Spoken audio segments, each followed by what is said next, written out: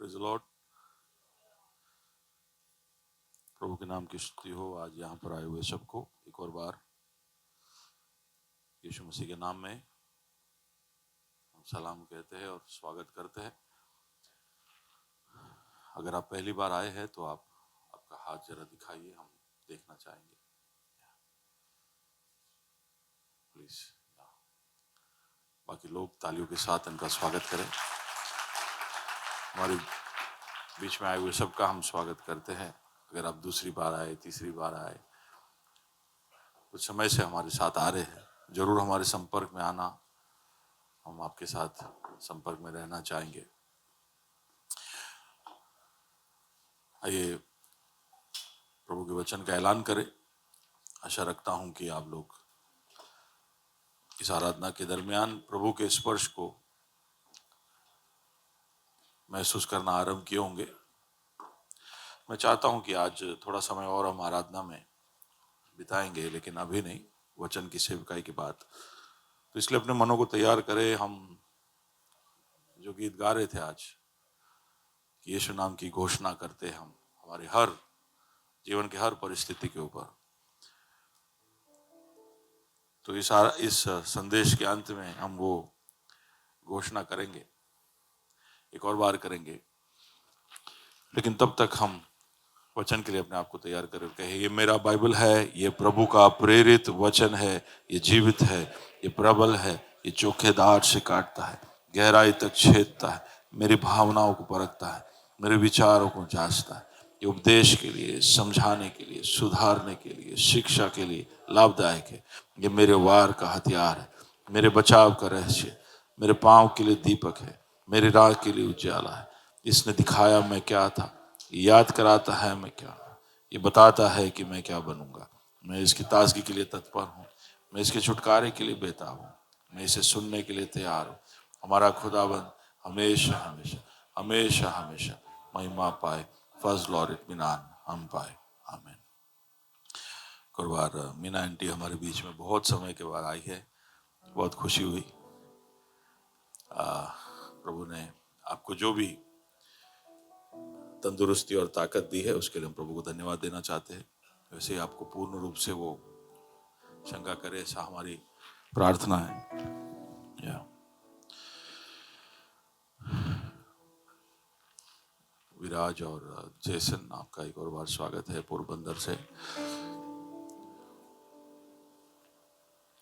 Kelvin has Rahul come? No, he is not come. Okay, हमारे बीच में राहुल कारेलिया जो बॉम्बे चले गए, हमारे साथ लगभग 10-12 साल तक थे। उनको प्रभु ने एक बेटी दान में दिया इस हफ्ते के दरमियान, इसलिए प्रभु को हम धन्यवाद देना चाहते हैं। उसी बीच हमारे ग्रेस वेस्ट के, जैसे आप में से कई लोगों ने सुना होगा, डॉक्टर अरुण मसीह की धर्मपत्नी डॉक्टर सुनंदिता मसीह अचानक से डेंगू की वजह से पिछले मंगलवार रात को अचानक इस संसार से चल बसी। बहुत ही दुखद घटना था। बिल्कुल ठीक थी, सोमवार को एडमिट किया और एक ही रात में डेंगू की वजह से उनको इंटरनल ब्लीडिंग और सब होने की वजह से एक ही रात में वो कोलैप्स हो गई। बचाने की कोशिश की, लेकिन नहीं हो पाया। प्रभु का समय था, ऐसा हम विश्वास करते हैं। हम सब के लिए बहुत ही चौंका देने वाली बात थी, लेकिन प्रभु उस परिवार को सांत्वना दे, यही हमारी प्रार्थना और दुआ है। आमीन। हम सब भी इसी तरह तैयार रहे कि कब बुलावा आ जाए पता नहीं। हम सोचते रहते हैं कि पता नहीं हम कितने साल और जिएंगे, लेकिन एक और बार प्रभु ने हमें याद दिला दिया कि कोई भी चीज को तुम्हें ग्रांटेड नहीं लेना चाहिए। हर दिन प्रभु को धन्यवाद देते हुए, अपने आप को प्रभु के सामने समर्पित करते हुए, तैयारी के साथ रात में सोने जाए तो ये सोच के सोए कि शायद सुबह नहीं उठूंगा। सुबह जब घर से निकले तो ऐसा सोचे शायद वापस नहीं आऊंगा। हम कुछ भी ग्रांटेड ना ले। प्रभु ने चाहा तो मैं शाम को लौट कर आऊंगा। प्रभु ने चाहा तो हम ये बुधवार को लाइफ सेल में आएंगे, प्रभु ने चाहा तो। आमीन। और प्रभु में अगर आप है तो प्रभु आपके लिए अच्छा ही चाहेगा। आमीन। इधर हो या प्रभु के सम्मुख हो, प्रभु आपका प्रभु सच में रहना चाहिए। प्रभु के वचन में से मैं बोलना चाहता हूं।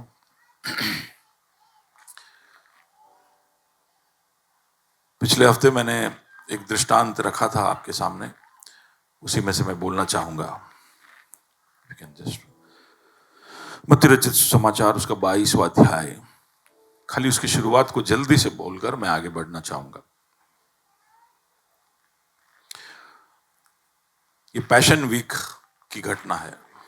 पैशन वीक यानी रविवार से रविवार तक, पाम संडे से लेकर ईस्टर तक, या रिजर्वेक्शन या पुनरुत्थान के उस रविवार तक, उस आखिरी एक हफ्ते की घटना यीशु मसीह के जीवन से, खासकर यूहन्ना के सुसमाचार में हम देखते हैं, लेकिन सारे सुसमाचारों में उसका वर्णन है। मत्ती में भी लगभग 21वें अध्याय से वो शुरू हो जाता है।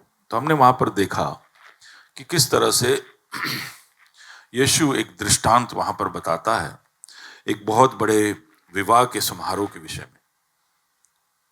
एक दृष्टांत जिसका सार इस तरह से है कि एक राजा था, उसने अपने बेटे के विवाह का निश्चय किया और इस विवाह के लिए उसने बहुतों को बुलाया। जब विवाह का समय आया तब उसने मेहमानों को याद कराने के लिए अपने दासों को भेजा, लेकिन कुछ ने कहा कि हमें खेत में काम है, कुछ ने कहा हमारे व्यवसाय में काम है, किसी और ने और कोई बहाना दिया, लेकिन वो आए नहीं। फिर उसने अपने दास को वापस भेजा, फिर भी यही हुआ, लेकिन इस बार कुछ दासों को पकड़कर कुछ लोगों ने मार भी दिया।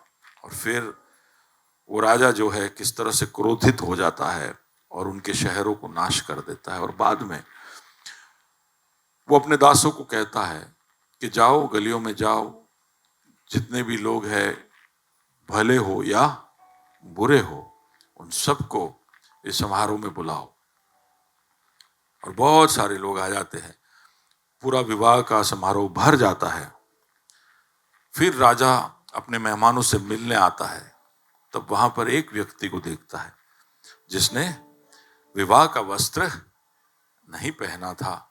और फिर राजा कहता है कि तूने क्यों नहीं पहना मेरे दोस्त, और फिर उसको बाहर निकाल देता है। यह है दृष्टांत। लेकिन यह दृष्टांत यीशु कब बता रहा है? उस हफ्ते में, जिस हफ्ते में वो पकड़वाया जाने वाला है या उसको मार दिया जाने वाला है। उसको मालूम है कि 2 दिन के बाद ये लोग मुझे पकड़वा लेंगे और फिर मुझे क्रूस पर चढ़ाएंगे। ये पूरे ज्ञान में वो वहां पर खड़े होकर ये दृष्टांत सुना रहा है। और उस हफ्ते के कुछ बातों को मैंने आपको याद दिलाया कि यीशु का मनोभाव कैसा था। रविवार को वो यरूशलेम में अपने राजा और अपने मसीहा और अपने प्रभुत्व का दावा करते हुए यरूशलेम में प्रवेश कर चुका था। ये रविवार को घटना हो चुकी थी, ये सब हम सुन चुके हैं। तो राजा, मसीहा और प्रभु, the lord needs the donkey, ये रविवार को हो चुका था। सोमवार को वो आलय में जाता है और जब वहां पर पहुंचता है तो वहां देखता है कि वहां पर बैल और गधे और भेड़ और कबूतर और सब जानवरों को बेच रहे, और वहां पर श्रॉफ जो है कार्य कर रहे। तो उनके पूरे व्यवसाय में वो कोलाहल मचाता है, क्रोधित हो जाता है और वो कहता है कि मेरे भवन को तुमने चोरों का गुफा बना दिया है। तो उस दिन वो कहता है कि ये मेरा भवन है, ये मेरा भवन है। और वो सुनकर सब चौंक गए होंगे। उस दिन वो दावा करता है अपने प्रभुत्व का। मंदिर किसका था? परमेश्वर का था। और वो उस आलय को देखकर कहता है कि ये मेरा भवन है। तो पिछले दिन वो राजा बोला अपने आप को, प्रभु बोला अपने आप को, मसीहा बोला अपने आप को, और आज ये बोल रहा है, सोमवार को ये बोल रहा है कि मैं परमेश्वर, क्योंकि ये मेरा भवन है। ये सब दावा करते करते अपना एक ब्रांडिंग कर रहा है, अपना एक इमेज बना रहा है, ऐसा मैं सोच रहा हूं। फिर मंगलवार के दिन सुबह वो आले की ओर वापस आ रहा है, तीसरी बार आ रहा है यरूशलेम की ओर। जिस शहर में उसको पकड़वाया जाने वाला है वहां पर पूरे 56 के छाती से आ रहा है, डर के नहीं आ रहा है। अगर हमें पता है कि कोई जगह पर हमें पकड़वाया जाने वाला है या हमें लोग ढूंढ रहे, तो अगर भी हमें वहां जाने की जरूरत हो तो हम कोशिश करेंगे कि जितना छुप छुप कर रहस्यमय होकर जा सके वैसे हम जाए, हमारा काम पूरा कर कर हम वापस आए। लेकिन यीशु को मालूम था पकड़वाया जाएगा, फिर भी वो खुलेआम वहां पर घूमता है। तीसरे दिन आले की ओर आ रहा था, तब अंजीर का एक पेड़ उसने बीच में देखा, उसे भूख लगी थी। उसने अंजीर के पेड़ में अंजीर ढूंढा लेकिन नहीं मिला। तो उसने कहा कि अब तुझ में से कोई भी फल नहीं खा पाएगा।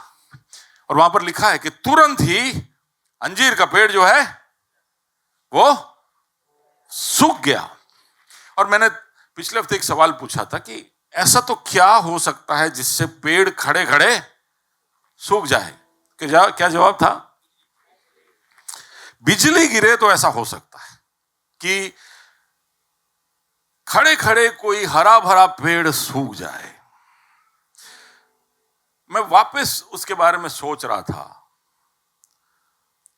तो मैंने उसके टाइटल में इस तरह से देखा कि यीशु ने अंजीर के पेड़ को श्राप दिया। तो मैं ढूंढ रहा था कि वहां क्या श्राप दिया, क्या श्राप दिया वहां पर। देखिए, श्राप बोलने से ऐसा होना चाहिए कि अंजीर के पेड़ तुझ पे आग बरसे, अंजीर के पेड़ तेरा बुरा हो, तू खत्म हो जा, तेरे जड़ से सूख जा। आगे ना, श्राप कैसे बोलते हैं? थोड़ा ऐसा नहीं, ऐसे ही दिखाते हैं ना। श्राप बोलेंगे तो थोड़ा कड़वे शब्दों का इस्तेमाल करेंगे। लेकिन यीशु ऐसा कुछ आग उतर, जब सोदोम और गोमोरा पे वो क्रोधित हुआ तो उसने आग बरसाई। तो ये वो खुदा है जिसको आग बरसाना आता है। लेकिन वहां पर उसने केवल इतना ही कहा कि आगे से कोई तेरा फल नहीं खाएगा। इतना सुनते ही वो पेड़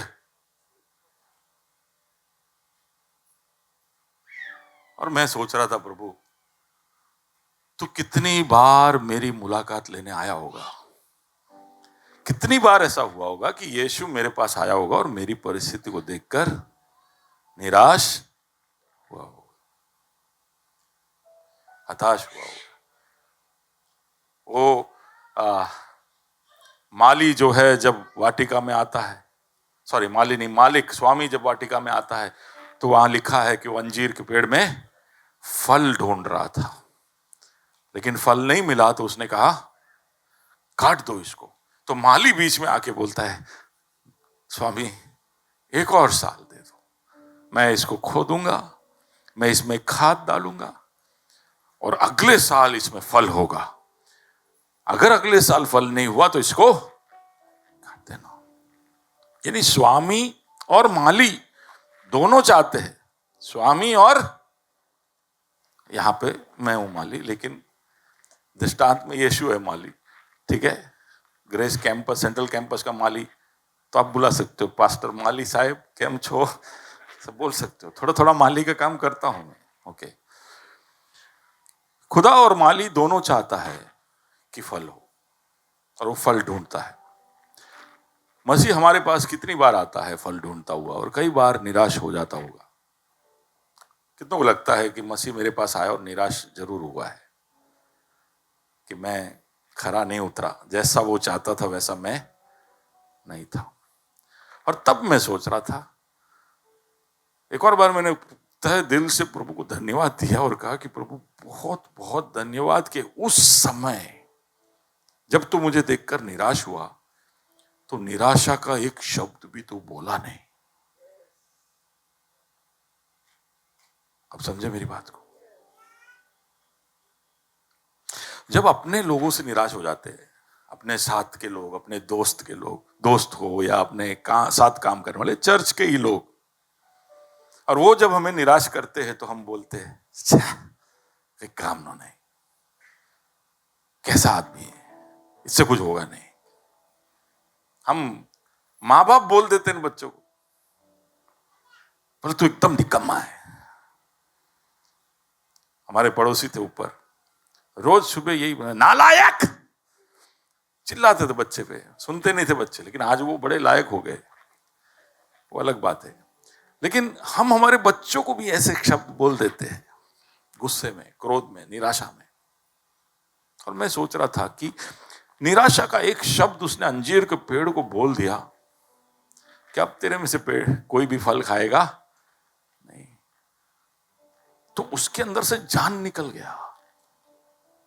उस पेड़ को जिंदा रखने वाली सारी प्राकृतिक शक्तियों ने हड़ताल बोल दिया। आप गहराई को समझ पा रहे हो? यानी मैं ऐसा सोच रहा था कि प्रभु का अनुग्रह कितना गहरा है, कितना बड़ा है, कि हमें देखकर जब वो हताश और निराश हो जाता है तब वो कितना अपने आप के ऊपर नियंत्रण रखता है और एक भी शब्द निराशा का बोलता नहीं है, क्योंकि वो बोल देगा तो हो जाएगा। Hallelujah, thank you Lord, God is so gracious. कितनी बार वो हमारी मुलाकात लेने आता है और कितनी बार उस अंजीर के जैसे सूख जाने का हमारा वक्त बीत गया, लेकिन आज भी हम खड़े हैं क्योंकि वो माली कह रहा है थोड़ा समय और दे, मैं खोदता हूं, मैं थोड़ा खाद डालता हूं, मैं इसको बचाता हूं।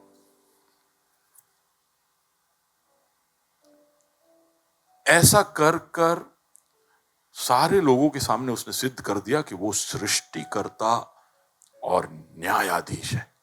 इज अ जज एंड ए क्रिएटर। क्योंकि फल नहीं देखा तो उसने अपना न्याय बोल दिया, और क्योंकि वो सृष्टि करता है, वो जो उद्भव करता है उसको खत्म भी कर सकता है।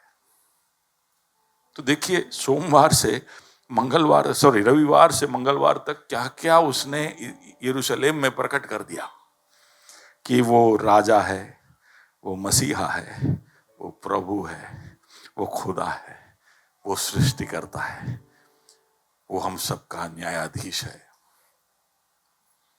ये सब बोलकर पूरे अधिकार और स्पष्टता के साथ उस दृष्टांत को बोलता है। तो अब जब उसके चेले उसके साथ ही है, जो 12 के 12 हमेशा उसके साथ थे, तो वो जब अब यीशु के शब्दों को सुन रहे हैं तो एक और फिल्टर, ये सारे फिल्टर्स या दूसरे लोग जो भी है सब जो देख रहे, वो सब अब ये दृष्टांत को उसी दृष्टिकोण से देख रहे कि कौन बात कर रहा है हमारे साथ। और यीशु जानबूझकर, मैंने कहा कि उस कहानी को बदलता है। ऐसा एक कहानी जो उसने पहले बोला हुआ है लूका 14 में, उसको वो बदलता है, उसके अंदर के कुछ स्टोरी लाइन को बदलता है, थोड़े पात्रों को बदलता है। कि अब तुम्हें मालूम है कि अब कौन बोल रहा है, तो मैं चाहता हूं कि तुम समझो। मैं उस दृष्टांत को एक और बार दूसरे एक दृष्टिकोण से देख रहा था। अगर आज से 1000, 2000, 3000 साल के बाद हम मसीह के साथ बैठे हैं और हम पूछ रहे हैं कि मसीह, ये आदम को बनाने से लेकर तेरे आने तक पृथ्वी पे क्या हुआ, इसका सार क्या है? What happened on earth? तो वो यही दृष्टांत बोलेगा। एक राजा था, उसने अपने बेटे के ब्याह की तैयारी की और उस ब्याह में उसने सबको बुलाया। सबने पहले तो हां बोल दिया, लेकिन फिर अपने अपने काम में व्यस्त हो गए। कुछों ने तो हमारे खिलाफ बगावत की, हमारे दासों को मार दिया, और इसलिए फिर मैंने उनके ऊपर न्याय भेजा। लेकिन फिर मैंने मौका दिया उन लोगों को जो इसके लायक नहीं थे। उसमें भी कुछ बहुत शाने थे, बुलाहट स्वीकार कर आए थे, लायकात नहीं थी तो भी आए थे, लेकिन आकर बैठे हैं तो सोच रहे हैं कि हम उनके अनुसार क्यों आए, हम हमारे अनुसार आएंगे। हम न्योता तो स्वीकार करेंगे, लेकिन हमारी मर्जी से हम जिएंगे, हमारी मर्जी से हम रहेंगे।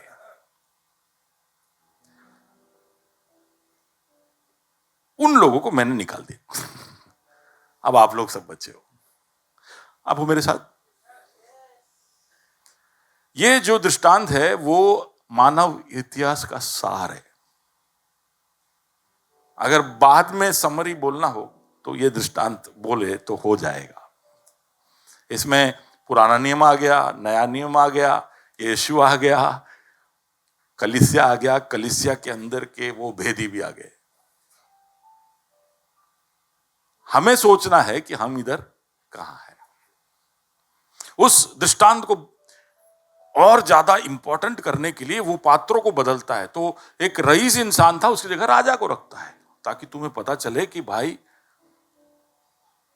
ये बहुत ही इंपॉर्टेंट व्यक्ति के द्वारा भेजा गया है। जो आप सुसमाचार सुन रहे हो, उसका जो श्रोता है, उसका जो लेखक है, वो बहुत ही शक्तिशाली और सामर्थी है। इसलिए तुम वो गाना गाता है, हमको ऐसा वैसा ना समझो, हम बड़े काम की चीज। ये गॉस्पेल गाना नहीं है, नहीं है ना ऐसा? सब लोग ऐसे हालेलुया वाले मूड में आ गए। ये पास्टर तो और कुछ गा रहा है। हम दृष्टांत को छोटा ना करें और हमारे पास जो न्योता प्रभु की ओर से आया है उसको हम अनदेखा ना करें। इसलिए उसके अंदर उसने राजा को डाल दिया, रईस इंसान को हटा दिया। दूसरा, हमारे सारे इवेंट्स जिसमें हम पार्टिसिपेट करते हैं उसमें सबसे ज्यादा तैयारी, सबसे ज्यादा खर्च और सबसे ज्यादा एक्साइटमेंट ब्याह के एक समारोह में होता है। इसलिए दृष्टांत के अंदर उसने एक साधारण दावत को बदलकर एक विवाह का दावत कर दिया, ताकि हमें बुलाने वाले पर भी एतबार हो और वो जो आयोजन कर रहा है वो भी सबसे बड़ा समारोह है, ऐसा हमें इत्मीनान हो जाए। We should believe that this is the best, this is the best. इससे अच्छा कोई नहीं हो सकता और कुछ नहीं हो सकता। राजा ने किया है और राजा का ब्याह का समारोह है। तो जीसस आफ्टर डिक्लेयरिंग, बताने के बाद कि वो कौन है, वो पूरे इतिहास का सार इजराइल के लोगों के सामने रख रहा है, हम सब के लिए रख रहा है कि ये देखो, ये मास्टर प्लान है। तुम में से कोई ऐसा नहीं बोल सकता कि हमें थोड़ा भी पता होता ना तो हम सुधर जाते, हमें सिर्फ इधर उधर पता था। ये दृष्टांत हमको आदम से लेकर अंत तक के पूरे इतिहास का सार दे देता। ये होने वाला है, समझ जाओ। इंसान कुछ भी कर ले, कितने भी देश हो, कितने भी राजाएं आए, कितने भी प्रजातंत्र आए, सब जगह कुछ भी होता रहे, लेकिन आखिर में जब मुड़ कर देखेंगे तो सारे इतिहास का सार ये दृष्टांत में सीमित है। कि हम समझ जाए। हमें चिंता रहती है कि मोदी जी आएंगे कि और कोई आएगा, कमला हैरिस आएगी कि और कोई आएगा, ये सबको लेके हम बड़े चिंतित लेते। लेकिन परमेश्वर ने बोल दिया है कि क्या होने वाला है। आमीन। तो हम इस दृष्टांत को हमारे मनों में बिठा दे कि यही होने वाला है। प्रभु ने बोल दिया है कि ऐसा ही होने वाला है, तो अब हम समझे। इसलिए अब इस दृष्टांत के अंदर से हम उस परमेश्वर को समझे जिसको प्रभु ये दृष्टांत के द्वारा हमारे सामने रख रहा है। So we can go to the next. तो पिछले हफ्ते हमने इस परमेश्वर के 4 अलग अलग बातों को हमने देखा, जो मैं दोहराऊंगा नहीं। एक, हमने देखा कि इस दृष्टांत के अंदर से उभर कर आता है एक प्रेमी खुदा। पिछले हफ्ते के आप संदेश को सुनोगे तो आप समझ पाओगे। एक प्रेमी खुदा, एक आनंदित और उत्सव मनाने वाला खुदा, एक उपलब्ध खुदा और एक उदार खुदा। ठीक है, खुदा की अलग अलग गुण विशेषताएं जो हमने पिछले हफ्ते सुनी। तो मैं जल्दी से आगे बढ़ना चाहता हूं। इसके अंदर हमें खुदा का एक और विशेषता दिखाई देता, वो ये है कि वो एक धुनी जोशीला खुदा है, zealous God, passionate God। Bible में उसके लिए शब्द zealous या zeal के लिए जो शब्द है वो है धुनी, यानी बहुत ही गहरा प्यार। कि हम कोई भी चीज को लेकर जब धुनी हो जाते हैं तो फिर हमारा पूरा दिल और मन उसमें मगन मगन मगन। मेरे को गाना आता नहीं है, नहीं तो मैं गा लेता हूं, है ना? शेल्डन भाई का है ना गाना, पूरी तरह से मगन। आपको किसी को आता है? नहीं आता है तो आशीष गाओगे, मगन मगन गा सकते। जैसे हमारे बीच में आशीष चौहान है, मयूर का दोस्त है, गायक है। मैं मगन नहीं, दूसरा कुछ गाएंगे अपने, लेकिन वो गा के आज दिन ओके ओके। आशीष हमारे बीच में प्रचार के बाद गाने के लिए वर्शिप टीम के साथ आएंगे ऊपर। खुदा एक जोशीला धुनी खुदा है। जब वो कोई भी चीज में शामिल हो जाता है तो पूरी तरह से शामिल हो जाता है। तो इस दृष्टांत के अंदर एक ऐसे राजा को देखते हैं जो अपने बेटे के विवाह में पूरी तरह से शामिल है। उस विवाह के समारोह के हर बात की ओर वो गौर कर रहा है, माइक्रो प्लानिंग, माइक्रो डिटेलिंग सब कर रहा है, ऐसा हम समझ सकते हैं। अब कोई बड़ा रईस इंसान अपने बेटे का शादी कराएगा तो वो बहुत सारे तो चीजें तो वो इवेंट मैनेजमेंट कंपनी को आउटसोर्स कर देगा। सुना है आपने? बहुत सारे लोगों का घर ऐसे ही चलता है। भाई क्या करते हो आप? Event management. तो उसमें पूरा डेकोरेशन करना, खाना और पता नहीं क्या क्या क्या क्या नाटक करते हैं, क्योंकि उससे अच्छा होना चाहिए हमारा और इससे भी बढ़िया होना चाहिए उधर।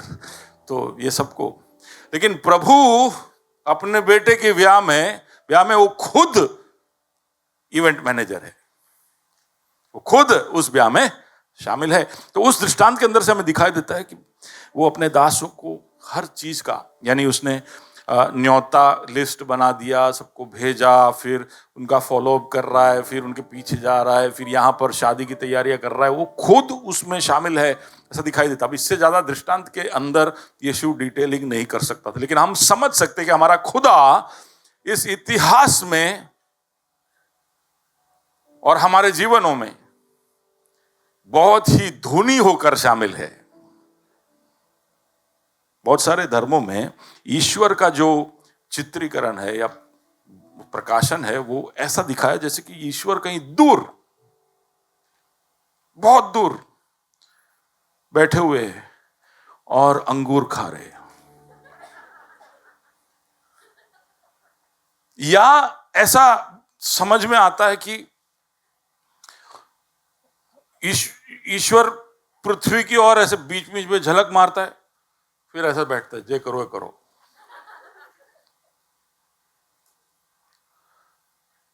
लेकिन हमारा ईश्वर के बारे में क्या बताया बाइबल में? कि वो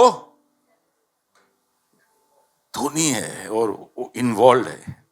आप सबके जीवन में वो रोज आकर झांक कर देखता है, बोले मन गुड मॉर्निंग, मैं नहीं, वो बोलता है। और उम्मन सर सुबह उठ के, लीलामा चाय किधर है? मैं गेस कर रहा हूं, बहुत दिन से आपका नाम लिया नहीं इसलिए। He is involved in our lives. He is involved in his purpose. उसने जो प्लान बनाया है उसमें वो पूरी तरह से शामिल है। और वही जब उसका जो भी हेतु है कुछ कुछ चीजों को लेकर, वो हेतु से अगर चीजें बिगड़ जाए तो वो उसमें शामिल होता है। इसलिए हम देखते हो कि वो मंदिर में क्यों, आलय में क्यों आकर क्रोध करता है, क्योंकि उसका आलय प्रार्थना का भवन है। उसका आलय कुछ उद्देश्य से बनाया है। उस उद्देश्य में जब बिगाड़ आए तब तुरंत ही नहीं पर कभी ना कभी तो वो हस्तक्षेप करेगा क्योंकि वो धुनी है, वो उसमें शामिल है। और उनके दासों में भी ये राजा को शामिल बताया है कि दासों के साथ क्या हो रहा है, दासों को किस तरह से इनके साथ व्यवहार हो रहा है, उसके सारे प्लानिंग में दासों को इन्वॉल्व भी कर रहा है। तो दासों के साथ भी बड़े पैशनेट होकर इन्वॉल्व है। और जब उनका अपमान होता है तो ऐसे बोलता है जैसे कि उसका खुद का अपमान हुआ। अगर विश्वास नहीं होता है तो पढ़िए प्रेरित उसका 9 और उसका 4। अब यहां पर किस्सा पूरा अलग है, दृष्टांत से हम बाहर निकल गए। यहां पर पाउल नाम का व्यक्ति यरूशलेम से दमिश्क की ओर जा रहा है और अचानक से एक रोशनी चमकती है, वो अपने घोड़े से गिर जाता है और इस रोशनी में से एक आवाज आती है, हे शाऊल, हे शाऊल, तू मुझे क्यों सताता है? तू मुझे, हे शाऊल तू मुझे क्यों सताता है? और शाऊल सोच रहा है तू कौन है? मैंने बहुतों को सताया है, तू कौन है? बोलता है मैं, तू जो सता रहा है वही। पढ़िए ना क्या लिखा है। उसने कहा, हाँ, मैं यीशु हूं, हाँ, जिसे तू सताता है। मैं, पौल बोला ऐसा इंसान को तो मैं मिला ही नहीं हूं। I have not met Jesus. आप समझिए मेरी बात को, वो कलीसिया को सता रहा था, वो उसके प्रेरितों को सता रहा था, उसके चेलों को सता रहा था। उसने कहां यीशु को सताया? लेकिन जब यीशु शाऊल के सामने आता है तो क्या कह रहा है? मैं वही यीशु हूं जिसको तू, हम गा तो लेते, जो कोई मुझको छूता है उसकी पुतली छूता है। वापस, जो कोई मुझको छूता है उसकी पुतली छूता है। प्रभु यहोवा मुझ में है, आजकल उसका डेरा है, अपनी आग से मुझको हरदम घेरे रहता है। प्रभु यहोवा मुझ में है, आजकल उसका डेरा है, अपनी आग से मुझको वो हरदम घेरे रहता है। प्रभु यहोवा मुझ में है। कुछ गीतों में क्या ताकत है नहीं, लेकिन फर्क थोड़ा सा उस गीत में इतना ही करना, आजकल उसका डेरा नहीं रखना, हमेशा रखना है। हम लोग कभी कभी गीतों को बहुत लिटरली ले लेते हैं। आजकल डेरा है, कल का भरोसा नहीं। अपनी आंख से मुझको वो हरदम घेरे।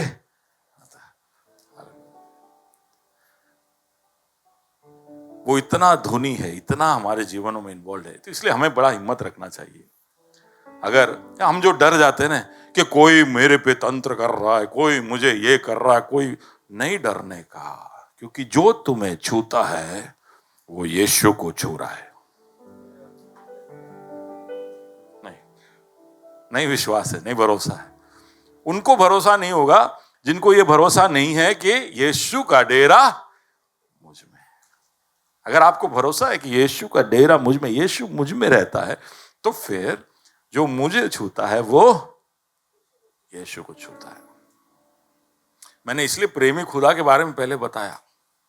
उसका प्रेम हम पूरे सृष्टि में देख सकते हैं। उसने हमको उसके जैसा बनाया। उसने अपने पवित्र आत्मा को हमारे अंदर भेजा।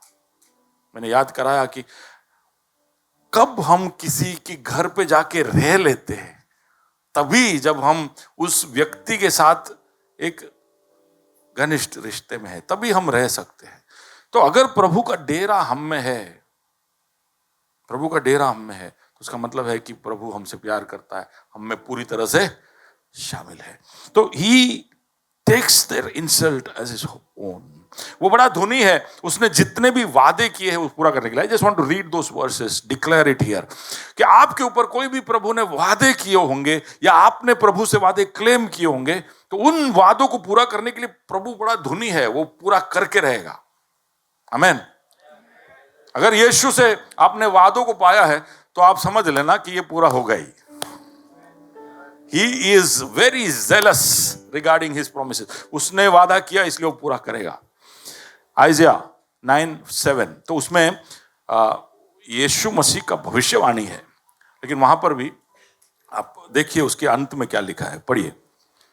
उसकी प्रभुता सर्वदा बढ़ती रहेगी हाँ. और उसकी शांति का अंत ना होगा. हाँ. इसलिए वह उसको दाऊद की राजगद्दी पर इस समय से लेकर सर्वदा के लिए न्याय और धर्म के द्वारा स्थिर किए और संभाले रहेगा. हाँ. सेनाओं के यहोवा की धुन के द्वारा यह हो जाएगा. सेनाओं की यहोवा के, जोर से बोलिए, धुन. जोर से बोलिए, सेनाओं की यहोवा का धुन. ये ऐसा ही गाना हो कुछ बनाना चाहिए यहोवा के धुन के बारे में. सेनाओं के यहोवा का धुन इसे पूरा करेगा. क्या? कि एक धार्मिकता, न्याय, इस संसार में एक ऐसा सरकार जो कभी गिरा ना जाए, ऐसा एक राजा, ऐसा एक माहौल, ऐसा एक राज्य, ऐसी एक परिस्थिति जहां पर परमेश्वर का हित पूरा होगा. आज सारे प्रक्रियाएं यही कोशिश करती है कि कैसे दूसरों को लूटे और अपने जेब भरे. कोई भी सरकार आ जाए, कोई बोले कि यार भाजपा ये है, अरे भाई कांग्रेस भी तो कहां कम था. सारे सरकार जब आ जाते हैं तो उनका यही एक सोच होता है कि कैसे पब्लिक को लूटे और हम धनी. किसको न्याय की चिंता है?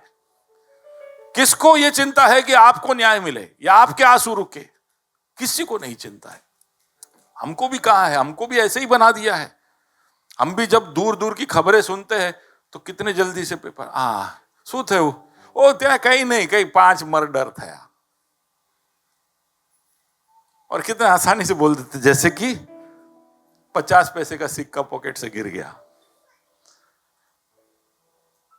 हमें भी कोई, परमेश्वर कहता है कि मैं एक ऐसा राज्य स्थापित करूंगा जहां पर यह अन्याय सब खत्म हो जाएगा. ये रोना धोना, मैं सबसे इस संसार के, इस समाज के सबसे छोटे से छोटे जगह पर बैठा हुआ व्यक्ति के लिए भी और सबसे ऊपर वाले के लिए, सबके लिए एक जैसा एक प्रणाली खड़ा करूंगा. और ये कैसे होगा पता है? सेनाओं के यहोवा का धुन. The zeal of the Most High, the Lord of Hosts, will make this happen. तो उसके वादे and he'll make it happen. वो करेगा. वो कोरिया में और रशिया में और ईरान में बैठ के कितने भी डींगे मारना है मारो.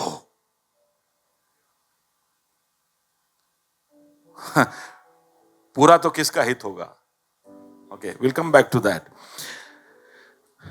पर उतना ही धुनी है आपके उसके तरफ की प्रतिबद्धता को लेकर, लॉयल्टी को लेकर, आपकी व्हाट इज लॉयल्टी, वफादारी को लेकर. यहां तो लेट्स रीड दैट, एक्सोडस 34:14. क्योंकि तुम्हें किसी दूसरे को ईश्वर करके दंडवत करने की आज्ञा नहीं. तुम्हें किसी और के सामने दंडवत करने की आज्ञा नहीं है. और साथ में पढ़िए क्या है? क्योंकि यहोवा जिसका नाम यहोवा, सुनिए, हम गाते हैं ना, अभी हम गा रहे थे, यीशु नाम में चंगाई, तेरा नाम सामर्थी, तेरा नाम जीवन, तेरा नाम दया, छुटकारा, अनुग्रह. Oh yes lord, we need it. Yes Jesus. यहोवा जिसका नाम जलनशील है. ये तो थोड़ा हमको अच्छा नहीं लगता है. कोई हमारे बारे में बोल जाए तो हम तो मुरझा जाएंगे. बोले ये हमारी नीति का जो है ना, वो थोड़ी जलनशील है. अच्छा लगेगा नीति का? नहीं लगेगा. स्मिता जलनशील है, नहीं अच्छा लगेगा ना. यहोवा खुद के बारे में क्या बोलता है कि मैं जलनशील हूं, मैं I am a jealous God. हाँ, फिर और वह जल उठने वाला परमेश्वर है। वो जल उठने वाला परमेश्वर, यानी वो ये जरा भी नहीं चाहता है कि आपका ध्यान या आपका प्यार और किसी की ओर जाए, आपका आराधना आप किसी और को उससे ज्यादा प्राथमिकता दो, वो उसको पसंद नहीं, दो नहीं है। Oh no. तो एक तरह से क्या, ही इज पॉजेसिव है ना, है सुमित? अच्छा ओसीडी नहीं है उसको, पर इज पॉसेसिव। बाजू वाले को कहो कि प्रभु चलनशील है, तुम्हारा सब कुछ चाहता है। तुम दो, जबरदस्ती नहीं लेगा। तो पूछो प्रभु तू क्या चाहता है? उस अमीर इंसान ने पूछा कि अनंत जीवन प्राप्त करने के लिए क्या करूं?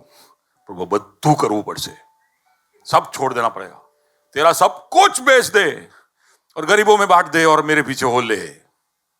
बेचारे का मुंह उतर गया। इसलिए हम सब बहुत स्मार्ट है उससे, हम पूछते ही नहीं है। हम पूछते ही नहीं है कि तेरे शू जो है ऐसा। लेकिन प्रभु सामने से वो जानता है कि हम बहुत शाणे हैं, तो हम पूछेंगे नहीं, इसलिए वो सामने से बोल रहे हैं मुझे बद्दू चाहिए। I need it all, I am a jealous God, because मैं धोनी हूं, मैं प्यार में दीवाना हूं। मैं जब तुम्हारे से प्यार करता हूं, ऐसा बोलता हूं, तो मैं उसमें बहुत ही गहरे प्रेम से शामिल हूं, तुम्हारे जैसे नहीं कैजुअल हाय। आपका हाय में एंड हो जाता है, बट प्रभु हाय पे ले जाता है।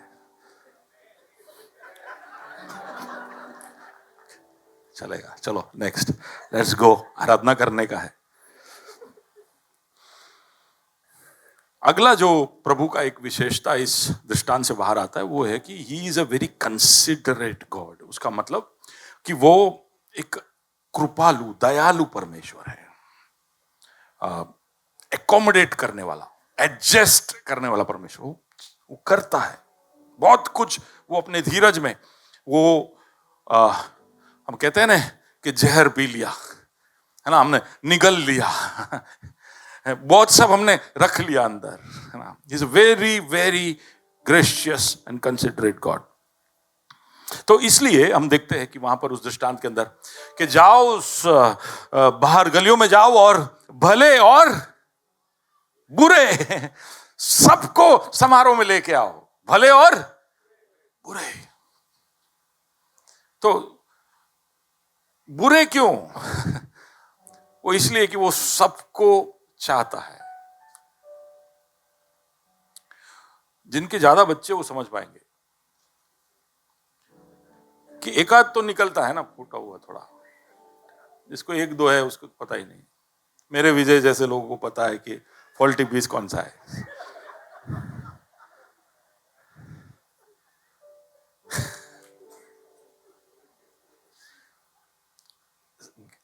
सेल्फ गिल्ट में नहीं आने का, कॉन्फिडेंस रहने का, अपने को दूसरों पे डालने का। ओके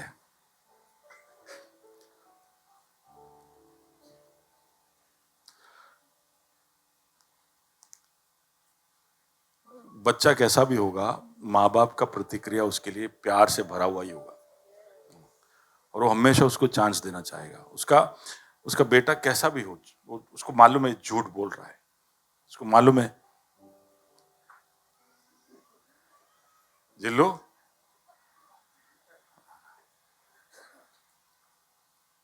तो अभी not tell, but I will just say the thing.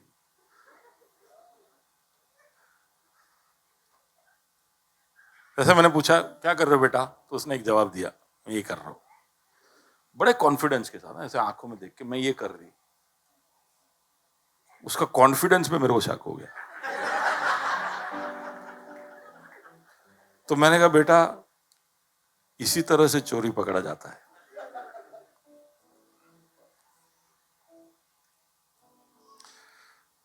तो कुछ बोले नहीं, बाद में आके बोली सॉरी भैया पापा, सॉरी डैड। पर मैं कुछ बोला नहीं उसको रियलाइज खुद हो गया है, तो अब बोल बोल के ज्यादा रियलाइज नहीं कराता है। पर मैं समझता हूं कि ऐसे परिस्थिति में क्रोध, गुस्सा आया मुझे कि अरे આવી રીતે ચૂનો લગાવવાનો, અમે મોઢા પર જોઈને ऐसा आया सोच अंदर, बिल्कुल बेफिक्र होकर, है ना, एकदम। लेकिन फिर मैंने सोचा मेरी बेटी है, प्रभु मेरा कंसिडरेट है, I have to have the mind of Christ, amen. भले बुरे सबके लिए हम जल्दी से ना बाइफर्केशन कर देते कि यार चर्च के अंदर ये लोग बुरे, ये लोग अच्छे, हमारे कंपनी में, हमारे सर्कल में थोड़ा बहुत ऐसा करना जरूरी भी है, लेकिन फिर हम अंधाधुन वो करते हैं। You have to be careful. जब हम इस तरह से लोगों पे लेबल डालते, बी केयरफुल, थोड़ा ग्रेशियस होके डालिए।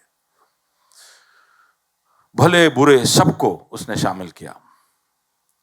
उसके जितने भी वादे थे ना, वो सबके लिए था। मैथ्यू चैप्टर 11, हे सब परिश्रम करने वालों, हे सब हेलो, उसने ऐसा नहीं कहा कि यहूदी परिश्रम करने वालों, हे कलीसिया के परिश्रम करने वालों, हे मेरे चेलो जिसमें परिश्रम करके थक गए हो, हे सब सब सब पृथ्वी के छोर छोर तक सब, जिसे भी ऐसा लगता है कि मैं परिश्रम कर कर कर थक गया हूं, मेरे पास आओ। इसलिए प्रभु भले बुरे सबके ऊपर बारिश भेजता है, सबके घर में आशीष भेजता है। सिर्फ उसके पीछे आने वालों का वो ध्यान नहीं रखता, वो सबको प्रदान करता है। उसके नाम से उसको ना बुलाए तो भी वो उसका बेटा है, भले वो दूर है, तो वो सबको प्यार करता है। ओके, जॉन 3:16 के उसने संसार से प्रेम किया, सबसे उसने प्रेम किया। उसके जो मैंडेट है, उसका खुद का मैंडेट था, रोमन्स 5:8।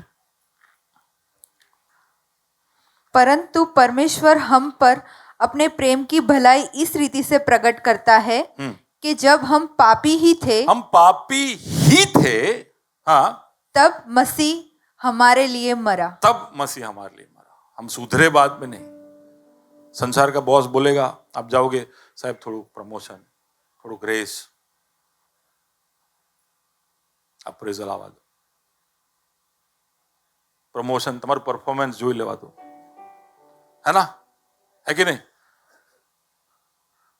माँ बाप भी बच्चों को बोलते हैं, बच्चे आकर डिमांड रखते, मुझे फोन चाहिए, मुझे ये चाहिए, वो चाहिए, रिजल्ट आने दो। नहीं, तो प्रभु ऐसा नहीं।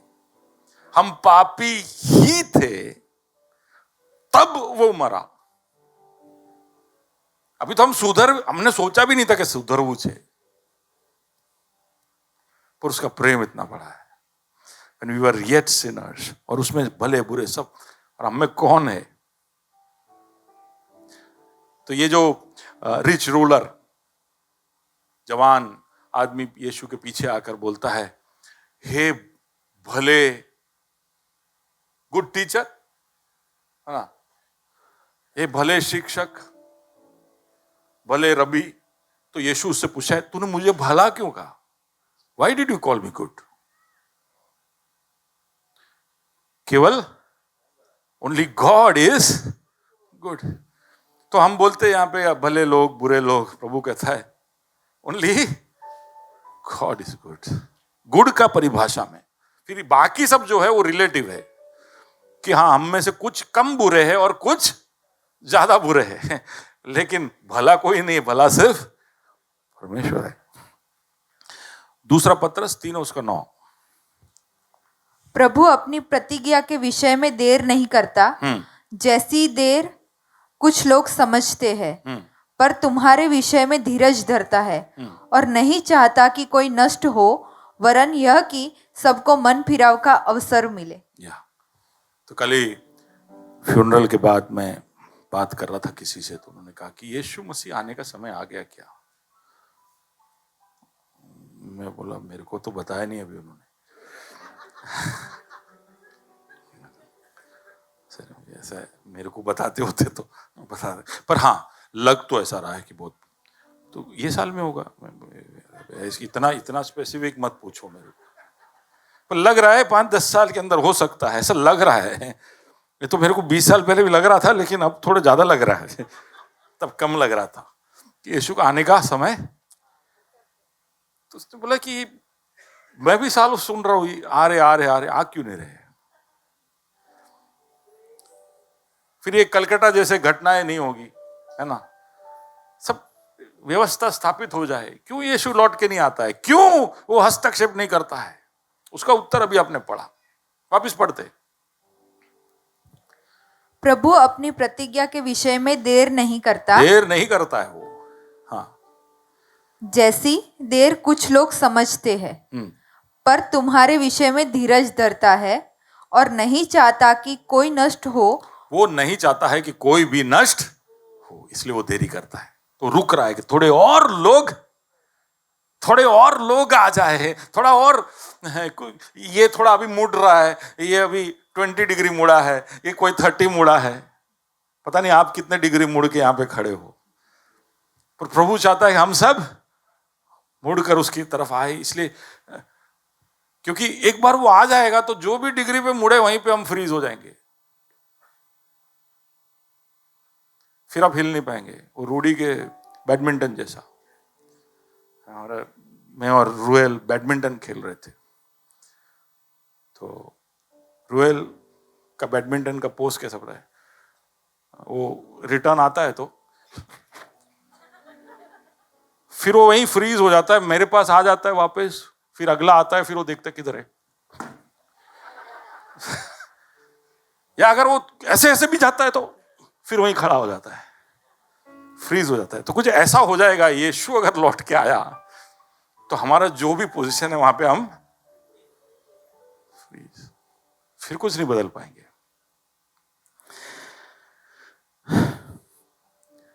वो चाहता है कि हर कोई पश्चाताप करे और उसकी तरफ लौट कर आए। उसने जब चेलों को बोला, बोले सारे संसार में जाओ, सब जगह पर जाओ, सबको सुसमाचार सुनाओ, मैं स्वर्ग से तुम्हारे ऊपर सामर्थ्य भेजूंगा, तुम यरूशलेम में, यहूदिया में, समरिया में, दुनिया के छोर तक जाना, मैं सबको शामिल करना चाहता हूं। लूका 5 और उसका 32, लूका 19 और उसका 10, और उड़ाऊ पुत्र की कहानियां, सब हम देखेंगे। तो I am just running through. सब जगह पे यीशु बोल रहा है कि मैं सबके लिए आया हूं।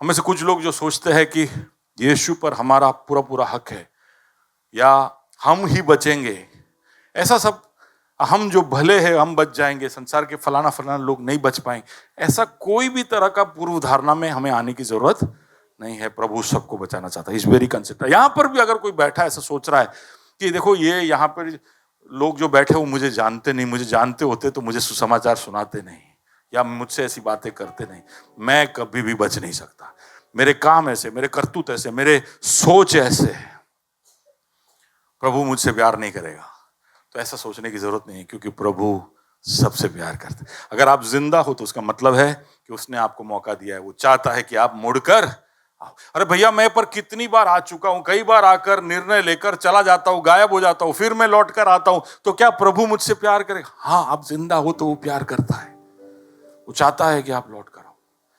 अगर आपको उसने मौका दिया है तो वो चाहता है कि आप मुड़ कर आओ। तो he is very very considerate. अगर आपने उसका न्योता पा लिया है तो फिर आपका इतिहास मायने नहीं रखता है। हालेलुया। आप क्या थे वो मायने नहीं रखता है। और शैतान का काम है बार बार याद दिलाना कि तूने क्या किया था, मुझे पता है, I know what you did. He reminds us of what we did. और कई बार हम लोग उसी गिल्ट में बैठे रहते हैं कि यार सच में मैंने इतने गलत काम किए। लेकिन आओ ना प्रभु के पास। जो गलत काम किए उसको लेकर रोते क्यों रहते हो? आओ प्रभु के पास। वो कहता है कि आओ और पाओ माफी, आओ और पाओ माफी। और जब वो माफ करता है तो वो भूल जाता है। किसी ने इस तरह समझाया, वो जो चाय की पत्तियां लेने जाते हैं उन औरतों को देखा आपने? चाय की पत्ती, या ऐसे सर पे बांध के पीछे बास्केट होता है, ठीक है।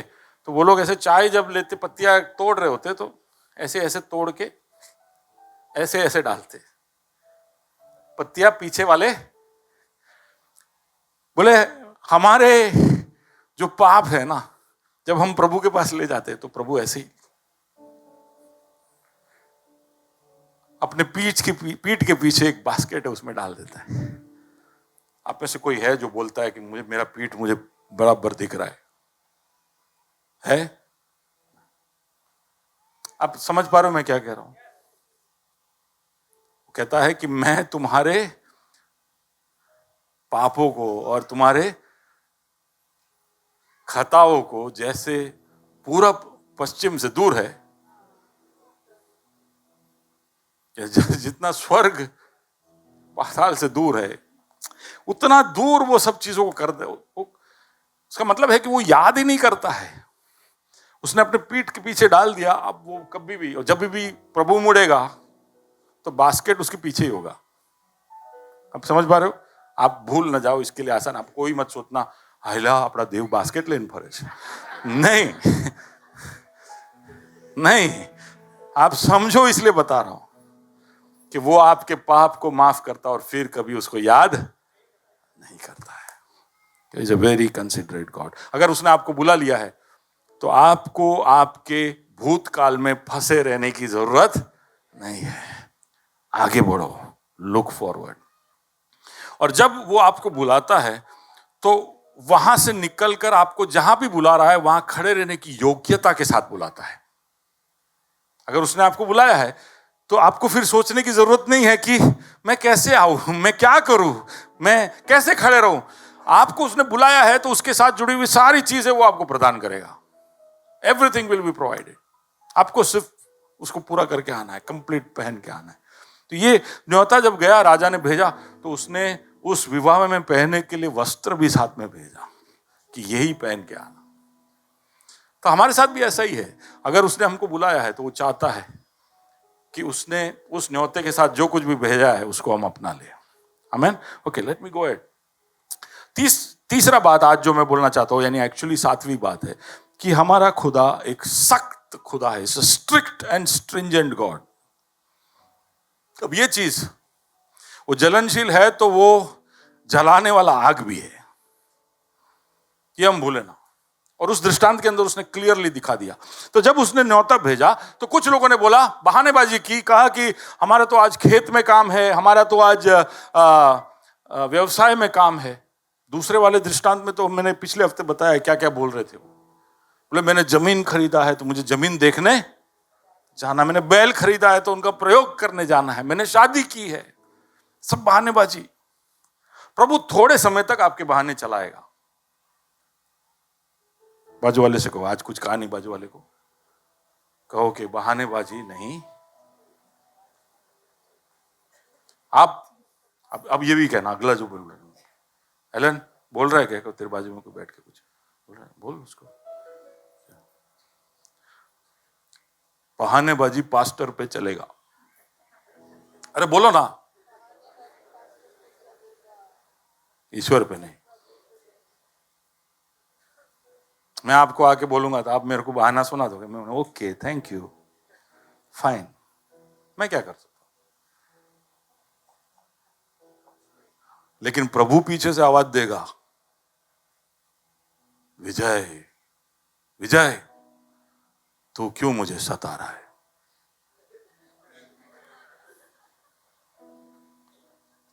जो मर्म को समझे।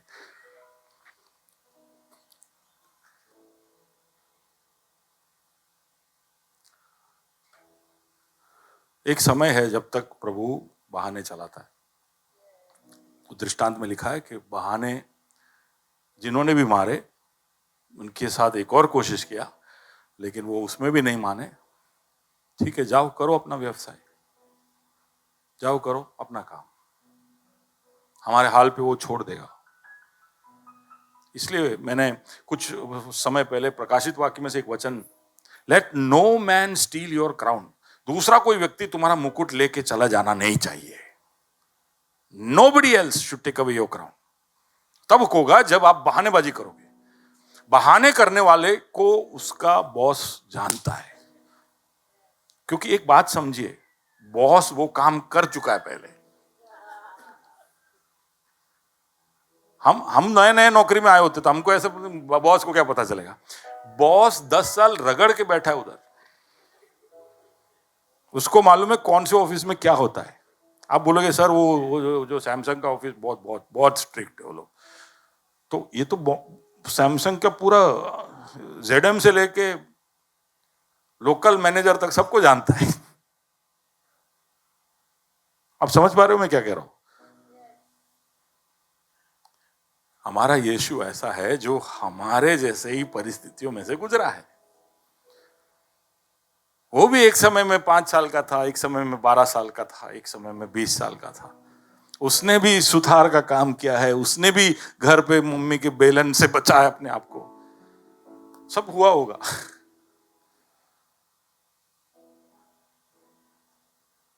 वो समझता है, जब हम बहाने करते तो देखता है। बट बहाने अगर आप करते रहोगे तो आप समझ लेना, you will lose your reward. दूसरा कि अगर आप उन लोगों के जैसे करोगे जिन्होंने उसके दासों को पकड़कर मार दिया, तो फिर उसका कोप, वो इजराइल के साथ ऐसे ही हुआ। अगर आप विरोध करोगे उसका तो भला नहीं होगा। अब एक बात समझिए, कई बार यही बात को लेकर बहुत लोगों को परमेश्वर से खेद है कि परमेश्वर दयालु होकर ऐसा क्यों करता है, वो क्रोध क्यों करता है, लोगों का नाश क्यों करता है, लोगों के ऊपर इस तरह के सजाए क्यों भेजता है। पर आपको समझने की जरूरत है कि लोगों को मौके मिल चुके होते हैं। वो पहले ही आग नहीं बरसाता है। हमको पता नहीं है, इसलिए हम इस तरह के सवाल पूछते कि एवं केम करूं। प्रभु ने बहुत मौका दिया होता है, लेकिन सुधरा नहीं तो आखिर में, समझ रहे हो आप? हम जो सवाल उठाते प्रभु के भले होने के ऊपर कि प्रभु, पर हमको पता नहीं है पूरा story. He gives them a lot of chance, बहुत मौके देता है। हमको भी मौके दे चुका है, हम जानते, ओ बहुत मौके मेरे को मिल चुका है। तो his anger is justified, उसका क्रोध सही है। और फिर तीसरी बात, जो तीसरा चीज जो मैं यहाँ लाना चाहता हूं, वो एक व्यक्ति था जिसको न्योता मिला और वो आया, लेकिन वो वस्त्र पहनकर, उसने समझा, उसने न्योता स्वीकार किया तो उसने अच्छा काम किया। प्रभु ने बुलाया तो उसने मान लिया, वो आ गया, लेकिन वो अपनी मर्जी से आया। वो ऐसा व्यक्ति है जो बाहर से सुधर गया है लेकिन अंदर से बदला। वहां पर वस्त्र धार्मिकता को दिखाता है। तुम्हारे ऊपर धार्मिकता होना जरूरी है। मैंने ऐसे भी लिखा है कि you should wear Jesus, you should wear a new man, you should wear righteousness. हमारे अंदर एक बदलाव होने की जरूरत है। तो अगर उसने न्योता दिया है तो आप ध्यान रखिए कि चर्च में आने के लिए नहीं उसने न्योता दिया है, मीटिंगों में आने के लिए नहीं दिया है। उसने आपको केवल इसलिए बुलाया है कि आप अंदर से बदल जाए। आप जैसे थे वैसे रहे नहीं, और वो अगर आपके अंदर नहीं हो रहा है, आप 6 महीने पहले कैसे थे वहां से अब अपने आप को देखिए और सोचिए कि क्या मुझ में बदलाव हुआ है, क्या मैं सुधरा हूं, मेरे मन में, मेरे सोचने में, मेरे दिल के अंदर के जज्बातों में, मेरे प्राथमिकताओं में, मेरी योजनाओं, मेरे सपनों में, मेरे बोली में, मेरे कृत्यों में बदलाव हुआ है क्या? निरंतर सोचने की जरूरत है। तो वहां लिखा है कि स्वामी आएगा और उसको दिख जाएगा, और वो अच्छे भाषा में ही बोलता है। क्या बोलता है? फ्रेंड। प्रभु भी है ना, ऐसा सार्काज्म यूज करता है कि फ्रेंड है, ऐसे नहीं? Can you read? हाँ। और उसने उससे पूछा, हे मित्र। हे मित्र, मित्रों। यहीं से पकड़ा लगता है। क्योंकि वहां पे बहुत सारे होंगे ना, 1-2 तो नहीं होंगे जो ड्रेस पहने बिना आए, जो प्रभु को ग्रांटेड लेते। मैं नहीं हूं प्रभु, मैं तो केवल उसका दास हूं। प्रभु को सब दिखता। दास, मैं सोच रहा था कि ये अंदर आया कैसे।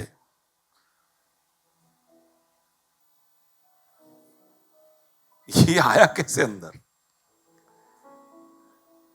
तो हो जाता है, कुछ दासों के ध्यान में नहीं आता है।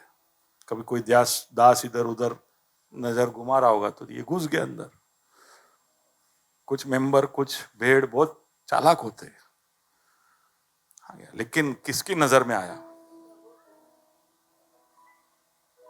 दास को आप उल्लू बना सकते हो, लेकिन स्वामी को नहीं, राजा को नहीं। और हे मित्र, तू विवाह का वस्त्र पहने बिना क्यों आ गया? यहाँ क्यों आ गया? क्या क्या क्या सोच रहा है? क्या सोच रहा है तू? सच में आपको सोचने की जरूरत है कि तुम क्या सोचते हो, मैं कौन हूं। ये जो 500 बिलियन गैलेक्सी, उसको बनाने वाला हूं मैं। ये सूरज जिसकी ओर तुम, जब वो उसकी तेज में चमकता है तो तुम उसकी तरफ देख भी नहीं सकते हो, वो सूरज को बनाने वाला हूं मैं। ये पर्वत जिस पर चढ़ते चढ़ते तुम हाफने लगते हो, वो पर्वत बनाने वाला हूं मैं। वो सागर जिसकी गहराइयों को तुम नाप भी नहीं सकते हो, उसको बनाने वाला हूं मैं। और मैंने तुम्हें न्योता दिया। प्रभु कितना सब हमको देता है और कितना ग्रांटेड लेते हैं। हमें प्रभु को उसके उस प्रधानता, उस सर्वोच्च होने के उस बात को ध्यान में रखते हुए उसकी तरफ हमारे प्रतिक्रिया को रखना चाहिए, तैयारी करनी चाहिए। He is a sovereign God. आखिरी बात बोलकर मैं समाप्त करता हूं। He is a sovereign God. उसका मतलब है कि वो सर्वोच्च है, सबसे ऊपर का अधिपति है। जिसका मतलब है कि कोई आए या ना आए, मेरे बेटे का शादी होगा, उत्सव होगा। तुमको जो करना है कर लो, मौका दिया सबको, पर मेरा योजना पूरा होगा। That's what I just want to read some of those verses. Job 42 verse 2, and then we'll get into worship. Worship team can come. Job 42 verse 2. Yeah. मैं जानता हूं कि तू सब कुछ कर सकता है, हाँ, और तेरी युक्तियों में से कोई रुक नहीं सकती। तेरे युक्तियों में से कोई भी युक्ति, अयूब लास्ट में कहता है कि तू सब कुछ कर सकता है खुदा। यू आर सॉवरेन, तू परम प्रधान है, तू सर्वोच्च है। तेरी युक्तियों में से एक भी युक्ति रुक नहीं सकती। Read Proverbs 19:21. I want to read all those verses. Yeah. मनुष्य के मन में बहुत सी कल्पनाएं होती मनुष्य है, के मन में बहुत सारी कल्पनाएं हैं, बहुत सारे विचार है। हाँ, परंतु जो युक्ति परंतु जो युक्ति यहोवा करता है, हाँ, वही स्थिर रहती है। वही स्थिर रहती है। जो सोचना है सोच लो, जितने पुलाव तुमको ख्यालों में पकाना है पका लो, लेकिन मैं जो सोचा वो होके रहेगा। उस दृष्टांत के द्वारा वो बता रहा है, यही बता रहा है, तुमको जो करना है कर लो, जेब फोड़ू है फोड़ो। याद रखना, उसने बोला मैं राजा हूं, मैं मसीहा हूं, मैं प्रभु हूं, मैं खुदा हूं, मैं न्यायाधीश हूं, मैं सृष्टिकर्ता हूं, मैं वो यीशु हूं जो तुमसे दृष्टांत के द्वारा बात कर रहा हूं। और क्या बता रहा हूं? सारे इतिहास का सार। और उसमें तुम्हें समझने की जरूरत है कि मेरी योजनाओं को कोई भी बदल नहीं सकता। फिलिपी 1 उसका 6।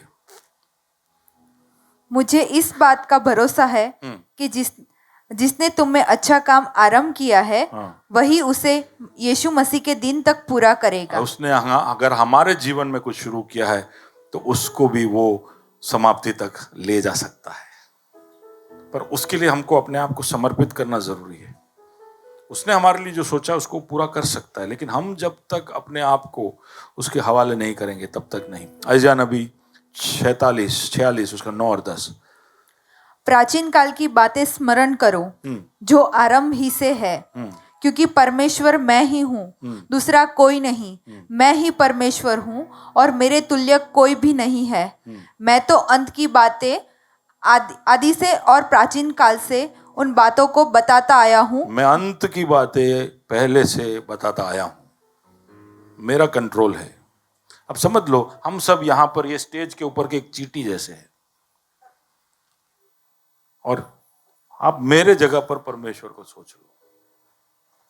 मुझे दिख रहा है आदि से अंत, वो चींटी के लिए ये बहुत दूर की बात है, उसको नहीं समझ में आता है आदि कहाँ है अंत कहाँ है। एक दृष्टांत बता रहा हूं, हम सब इतने छोटे हैं ना। किसी ने ऐसे बोला कि हमें ऐसा लगता है कि हम 5 फुट 10 इंच हो, दूसरा बोलता है वो 6 फुट 4 इंच हो। पर एरोप्लेन में से देखो ना तो दोनों एक जैसे दिखते, आगे ना कैसे दिखते? बोलो, दिखते नहीं है। प्लेन में से आप दिखते नहीं हो, आप भले कितने भी बड़े हो। अरे 10वें मंजिले से नहीं दिखते हो आप इतने छोटे हो। क्या समझते हो अपने आप को?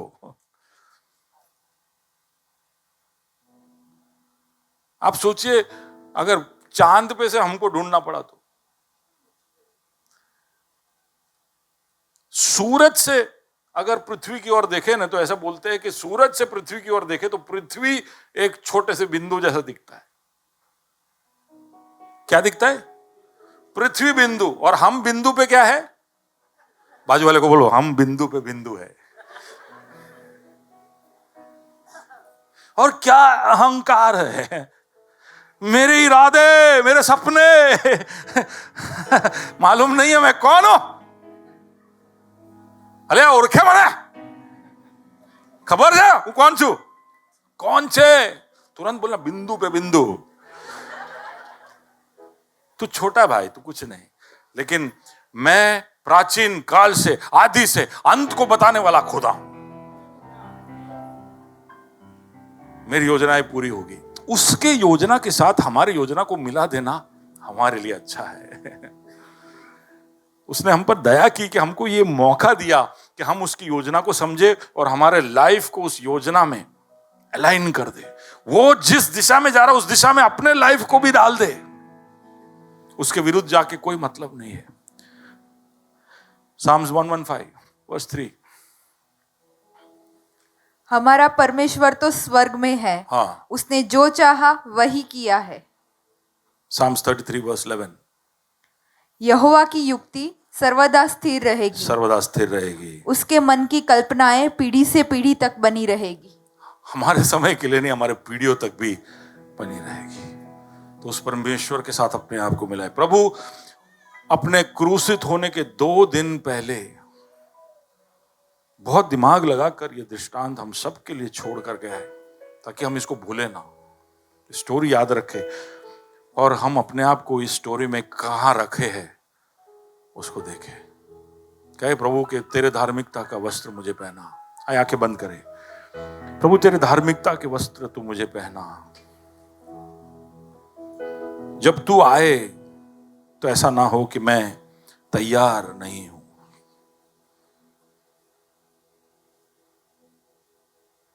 अगर हमारे बीच में ऐसा कोई है जिसने न्योता पाया है और बहानेबाजी की है, तेरे इस अद्भुत मौके को अनदेखा किया है, तो उसे माफ कर, उसे एक और मौका दे।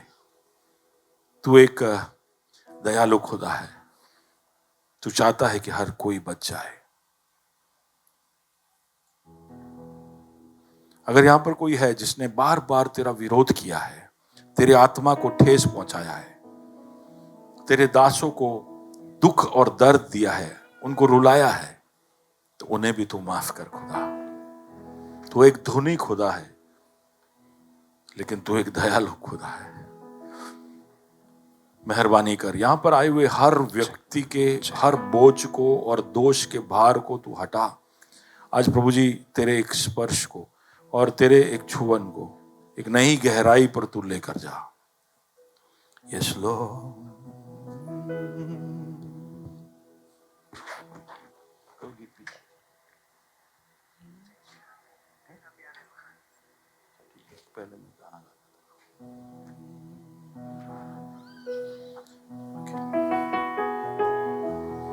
कोई भी इधर उधर देखे ना, खुद अपने आप को प्रभु के सम्मुख रखे। हम यहां से स्टेज पर से आपके ऊपर यीशु के नाम की घोषणा, जैसे मैंने पहले कहा, हम करने जा रहे हैं।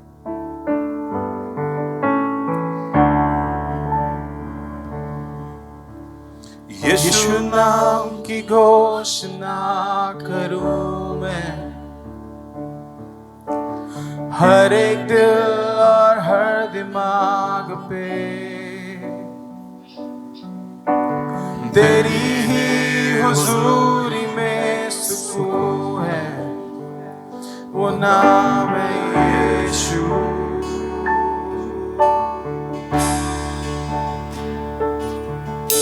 यीशु नाम की घोषणा करूं मैं, जब तक टूटे न सारी लतें, करता हूँ आजादी का ऐलान मैं गाऊं यीशु।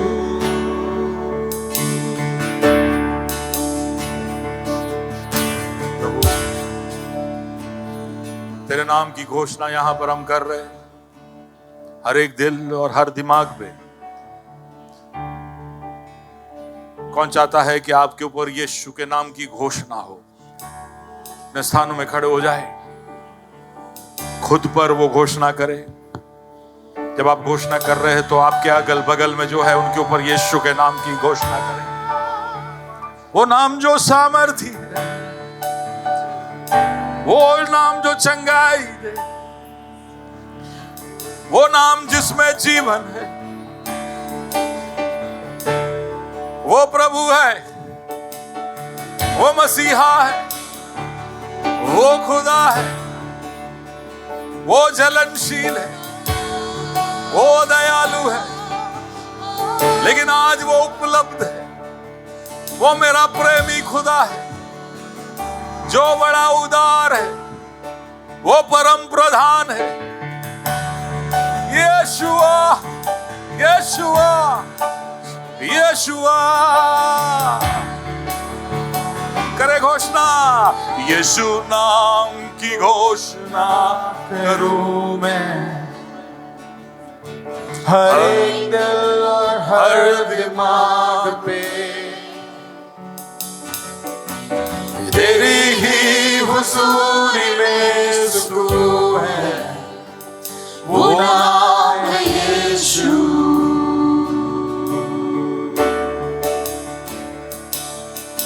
यीशु नाम की घोषणा करूं मैं, जब तक टूटे न सारी लतें। यस लॉर्ड, करता हूँ आजादी का ऐलान मैं गाऊं यीशु। जब तक टूटे ना सारी लतें। गाए वापस। यीशु नाम की घोषणा करूं मैं, यीशु, जब तक टूटे न सारी लतें। करता हूँ आजादी का ऐलान मैं गाऊं यीशु।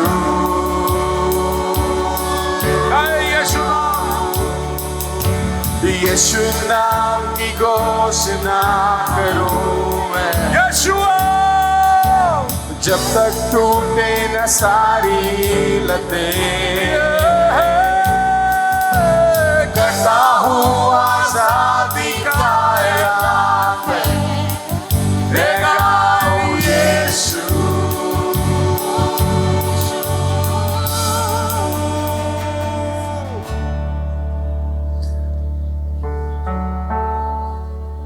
प्रभु जी, हम तेरे नाम में यहां पर आजादी का ऐलान करते हैं। हर बंधन के ऊपर, हर वो जकड़ के ऊपर जो लोगों को पीछे की ओर खींचता है, यीशुआ तेरे नाम में।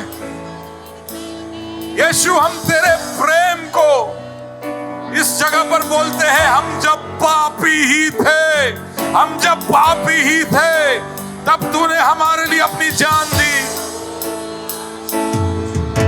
योग्य नहीं, लेकिन तेरे आजादी का ऐलान करते हैं यहां पर। यीशु, यीशु।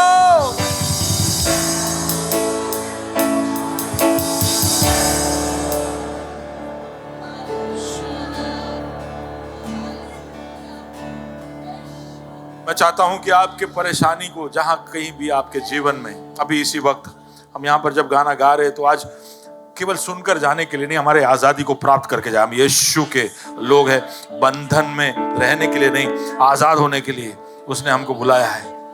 उसकी पवित्र आत्मा की उपस्थिति यहां पर है, जहां पर वो है वहां पर आजादी है। तो आजादी को यहां पर प्राप्त करके जाए। हो सकता है कि पिछले हफ्ते में कोई भी कारण से आप कोई बंधन में फंसे हो, आपके आर्थिक परिस्थिति में कोई बंधन हो सकता है, कोई बंधन आपके विवाह के जीवन में हो सकता है, आपके बंधन आपके बच्चों के ऊपर हो सकता है, कोई बंधन शैतान ने आपके खुद के जीवन में कुछ लत और आदतों में आपको फंसा कर डाल दिया हो। आलसी का बंधन, आलस का बंधन हो सकता है, या कोई बीमारी जिसके बंधन में आप फंसे हो। हम आजादी का ऐलान करते, खुदा हर बीमारी से हमारे लोगों को तू चंगा कर। कोई भी तरह का डर, किसी को अगर भय सता रहा हो तो उस भय, उस डर को तू हटा दे। किसी के मन में संकोच और शंकाएं हो तो यीशु के नाम में तू उसको हटा दे खुदा। यीशु के नाम में हम आजादी बोलते हैं, यीशु के नाम में हम आजादी बोलते हैं। Oh yes Jesus, yes Jesus, we speak your freedom, we speak your liberty, we speak your deliverance, we speak your healing in this place.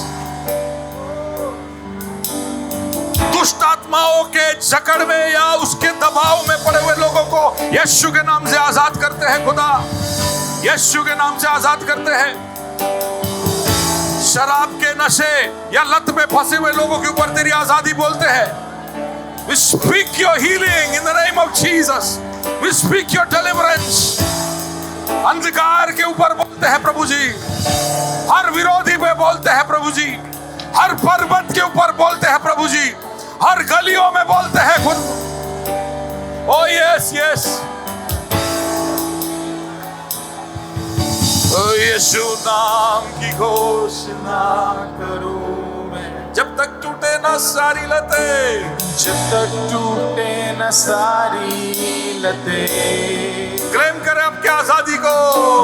करता हूँ आजादी का ऐलान मैं गाऊं यीशु, यीशु नाम, यीशु नाम, यीशु नाम की घोषणा Lord, I speak Jesus. अपने ऊपर यीशु के नाम को बोले, जीसस। टूटे न सारी लतें। Speak against every bondage in the name of Jesus. करता हूँ आजादी का ऐलान मैं गाऊं यीशु, तेरा नाम सामर्थ्य है, तेरा नाम चंगाई, तेरा नाम है जीवन। टूटे हर बंधन कर दे सब रोशन आके समा।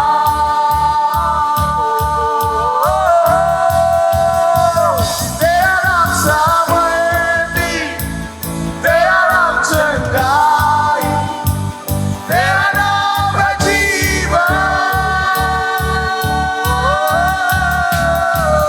टूटे हर बंधन कर दे सब रोशन आके समा।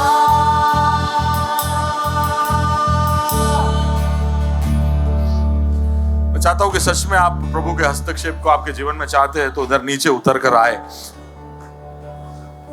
हम यहाँ पर कुछ करने वाले नहीं, हम सिर्फ वो गीत वापस गाने वाले हैं, लेकिन मैं चाहता हूं कि आप उस जगह से नीचे आए, हमको बताने के लिए नहीं, लेकिन अपने आप को एक और बार ये बताने के लिए कि मैं चाहता हूं ये, आई वॉन्ट इट। अंधकार की ताकतों को देखने दो कि आप छुटकारा चाहते हो। प्रभु देखना चाहता है कि आप कितना ये स्पर्श चाहते हो। बर्तिमाई ने यीशु को पुकारा, हे दाऊद के पुत्र रुक जा। यीशु नहीं रुका। भीड़ उसको दबाने लगी, लेकिन उसने अपने आवाज को उठाया और फिर एक और बार पुकारा और कहा, हे दाऊद के पुत्र मुझ पर दया कर। बहुत चिल्लाने के बाद दाऊद का पुत्र रुकता है और फिर उससे पूछता है कि तू क्या चाहता है कि मैं तेरे लिए करूं। आज वही दाऊद का पुत्र यहाँ पर हमारे बीच में है। वो आपके लिए रुक गया है और वो अभी आपके पास आकर पूछ रहा है कि बेटा बेटी तू क्या चाहता है कि मैं तेरे लिए करूं। What do you want me to do for you? और जो भी आपके मन में है वो उसको बोलिए, वो आपके सामने है। आपके छुटकारे को पाइए। पास्टर जियो कुछ नहीं कर सकता है, पर मेरा यीशु कर सकता है और वो वादों का पक्का है। वो एक धुनी खुदा है, उसने जो भी प्रतिज्ञाएं की है उसको पूरा करना चाहता है।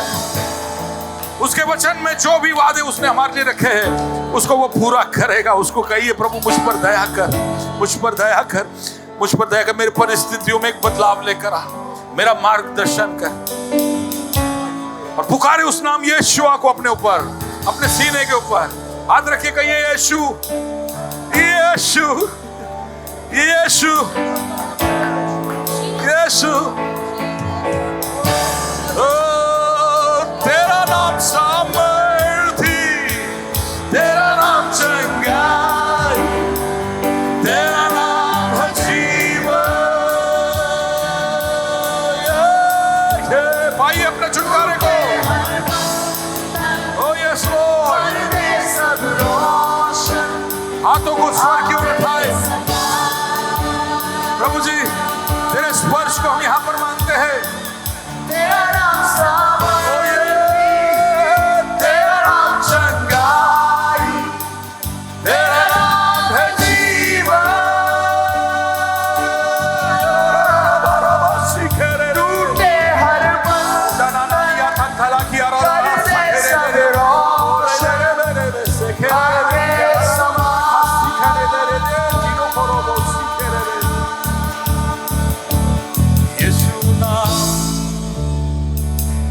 यीशु नाम की घोषणा करो मैं, हर एक की चिंता और हर डर पे बंदे जो निराशा की जकड़ में पुकारे यीशु, यीशु, यीशु नाम की घोषणा करूं मैं। भाई अपने चंगाई को, हर एक की चिंता और हर डर पे, भाई अपने छुटकारे को, यीशु यहाँ पर है। बंदे जो निराशा की जकड़ में पुकारे यीशु,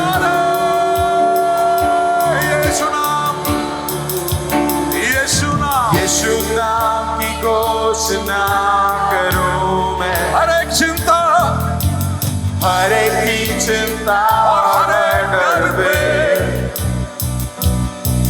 और बंदे जो निराशा की जकड़ में पुकारे पुकारे पुकारे यीशु। तेरा नाम सामर्थी, तेरा नाम चंगाई, तेरा नाम है जीवन।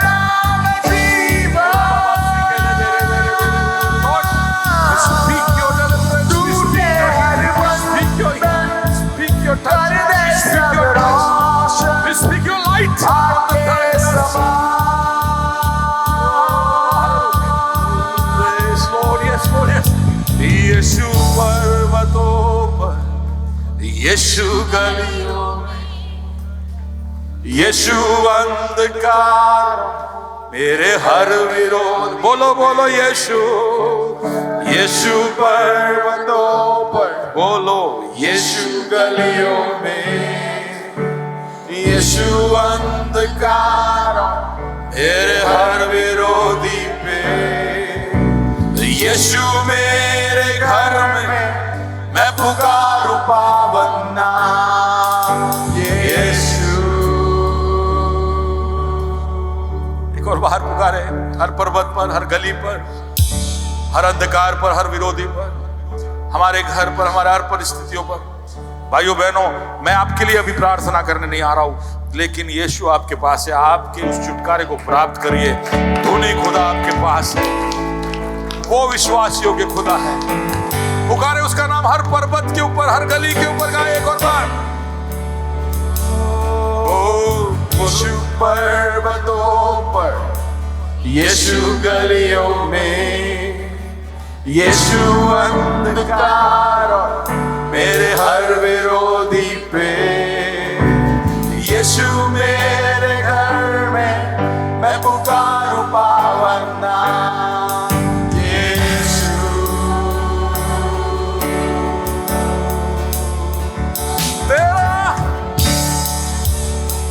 तेरा नाम सामर्थी, तेरा नाम चंगाई, तेरा नाम है जीवन। उसके नाम टूटे हर बंधन, टूट जाए यीशु, कर दे सब रोशन, आगे समा हर भूसे को, हर कचरे को तू जला दे तेरे आग से। तेरा नाम सामर्थी, हटा दे हर साए को, हर अंधकार के कार्यों को। तेरा नाम है जीवन, यीशु शैतान के हर तंत्रों को, उसके हर षड्यंत्रों को, हर जादू टोने के खिलाफ, हर शैतान के दावों के खिलाफ यीशु मसीह के नाम से आते हैं। ओ यीशु, तेरा नाम चंगाई, तेरा नाम है जीवन। टूटे हर बंधन, कर दे सब रोशन, आके समा।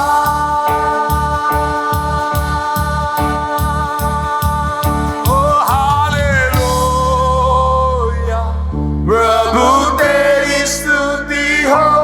हालेलुया, तूने हराया मृत्यु को, तूने तोड़ी हर जंजीर, तेरे नाम में रिहाई यीशु मसीह, तू है आशा मेरी। हालेलुया, प्रभु तेरी स्तुति हो। हालेलुया, तूने हराया मृत्यु को, तूने तोड़ी हर जंजीर, तेरे नाम में रिहाई यीशु मसीह, तू है आशा मेरी। ओ हालेलुया, प्रभु तेरी स्तुति हो। हालेलुया, तूने हराया मृत्यु को, तूने तोड़ी हर जंजीर, तेरे नाम में रिहाई यीशु मसीह, तू है आशा मेरी। यीशु मसीह, तू है आशा मेरी।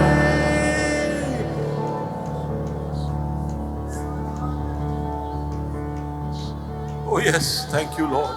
प्रभु जी, हम धन्यवाद देना चाहते हैं। तेरे नाम में आज यहाँ पर रिहाई आ चुकी है। इन परिस्थितियों में बदलाव तू ला चुका है, ऐसा मैं विश्वास करता हूँ खुदा।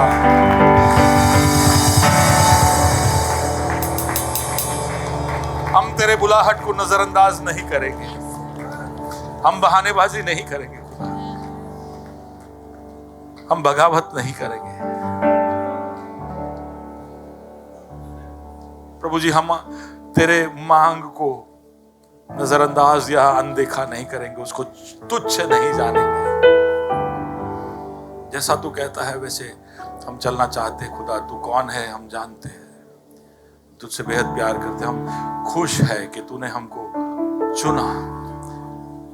कई बार हम भूल जाते, इसलिए नहीं कि हम तुझसे प्रेम नहीं करते, लेकिन हम भूल जाते खुदा। कई बार इतनी सारी आवाजों के बीच में, जब संसार से आवाजें आती है, जब दबाव आता है, जब चिंताएं सताती है, जब हमारा मन हमारा विरोध करता है, हमारा दिल हमारा विरोध करता है, प्रभु हमारा शरीर हमारा विरोध करता है, शत्रु हमारा विरोध करता है, तू जानता है खुदा कि इन लड़ाइयों के बीच में कई बार हम तेरे पीछे होने से चूक जाते हैं।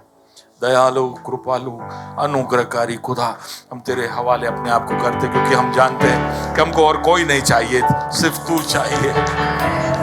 ये बात तो हम जानते खुदा। हमारी कमजोरी, हमारी गलती तू माफ करता है, इसलिए धन्यवाद। प्रभु जी, इनके जीवन में तेरे नाम को आज हमने घोषणा किया है। कोई भी तरह की रुकावट हो तो प्रभु जी उसको हटाकर आज एक जय और एक शांति और एक आनंद और एक भरपूरी के साथ यहाँ पर वो जाने पाए खुदा। एक जोश, एक उमंग, एक ताकत तुझसे पाए, उस सामर्थ, उस स्पर्श को महसूस कर कर जाने पाए खुदा। ओ यस लॉर्ड, यस लॉर्ड, तूने ऐसा किया इसलिए धन्यवाद। ओ हालेलुया, हालेलुया। आइए हम स्तुति का गीत गाए। आशीष हमारे बीच में, तेरा जो भी प्रेज द लॉर्ड, हालेलुया। मेरी सूरत बिगड़ी थी, मेरा दिल था खाली, तूने सींचा लहू से ताकि आए हरियाली। मेरी सूरत बिगड़ी थी, मेरा दिल था खाली, तूने सींचा लहू से ताकि आए हरियाली। क्यों ना बोलूं फिर मैं तेरी जय जयकार, क्यों ना बोलूं फिर मैं तेरी जय जयकार। हाथों को उठाते हुए जय जयकार, जय जयकार, तूने मेरे लिए क्या कुछ ना किया। जय जयकार, जय जयकार, तूने मेरे लिए क्या कुछ ना किया। तेरा प्यार है महान, तेरा प्यार है महान, तेरा प्यार है यहाँ। मैं जो पहले मुर्दा था, तूने डाली मुझ में जान। तेरा प्यार है महान, तेरा प्यार है यहाँ। मैं जो पहले मुर्दा था, तूने डाली मुझ में जान। क्यों ना बोलूं फिर मैं तेरी जय जयकार, जय जयकार, क्यों ना बोलूं फिर मैं तेरी जय जयकार। जय जयकार, जय जयकार, तूने मेरे लिए सब कुछ किया। जय जयकार, जय जयकार, तूने मेरे लिए सब कुछ किया। मेरी सूरत बिगड़ी थी, मेरा दिल था खाली, तूने सींचा लहू से ताकि आए हरियाली। ओ मेरी सूरत बिगड़ी थी, मेरा दिल था खाली, तूने सींचा लहू से ताकि आए हरियाली। क्यों ना बोलूं फिर मैं तेरी जय जयकार, जय जयकार, क्यों ना बोलूं फिर मैं तेरी जय जयकार। जय जयकार, जय जयकार, तूने मेरे लिए सब कुछ किया। जय जयकार, जय जयकार, तूने मेरे लिए सब कुछ किया। आई जीवन में खुशी, आई अपनी जिंदगी, तू है जिंदा शाफिया, तूने ये है किया। आई जीवन में खुशी, आई अपनी जिंदगी, तू है जिंदा शाफिया, तूने ये है किया। क्यों ना बोलूं फिर मैं तेरी जय जयकार, क्यों ना बोलूं फिर मैं तेरी जय जयकार। जय जयकार, जय जयकार, तूने मेरे लिए सब कुछ किया। जय जयकार,